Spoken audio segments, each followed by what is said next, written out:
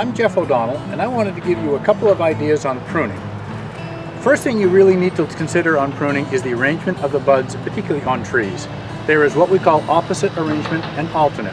Now, as far as opposite arrangement, an example would be a horse chestnut.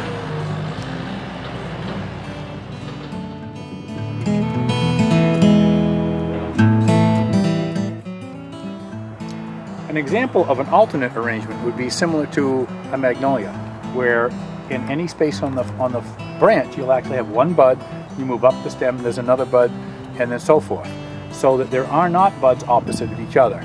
This is very important to understand because where you cut determines where the branch grows from at that point. An example of an improper cut would be an example with this maple tree, where at the top actually both opposite buds were left on the tree at pruning, and now the tree is developing two leaders. This is very bad because it creates a very weak joint, and actually the stub that's up there from the old stem should have been removed at the time of pruning as well. An example of proper pruning would be on this maple tree, where actually the cut was at an angle so that it removed one of the buds, so that we left one and we now have one central leader on the tree.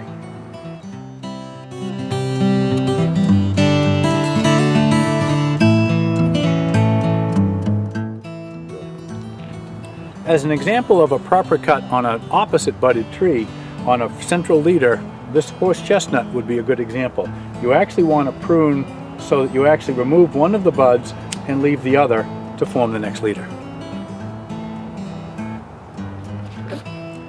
As an example on an alternate budded tree, you simply want to cut at a slight angle just above one of the buds, and now this bud becomes the end of the branch going in that direction.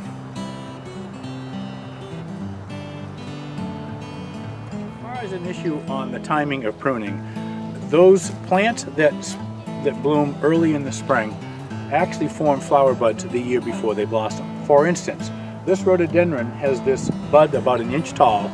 That's actually this year's flower bud.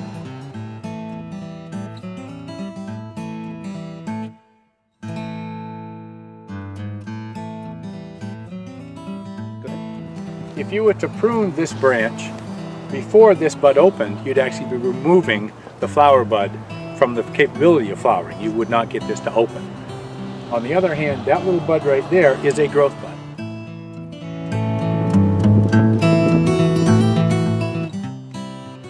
That small bud will actually produce this year's stems or leaves, but no flowers. So theoretically, that could be cut off at any time. You're not removing flower buds by doing that. On the other hand, any of these stems with these big flower buds will not flower if you take them off before that opens. Now go ahead. The location of a cut on a rhododendron is fairly important. You actually want to cut where either there is a bud or a leaf or an attachment to a stem. For instance, on this branch, you could actually cut here. You could cut it. Okay. The next spot you could do it is where this stem hits the stem below it, which is here. Or you can remove this entire stem down where it's connected to the next stem.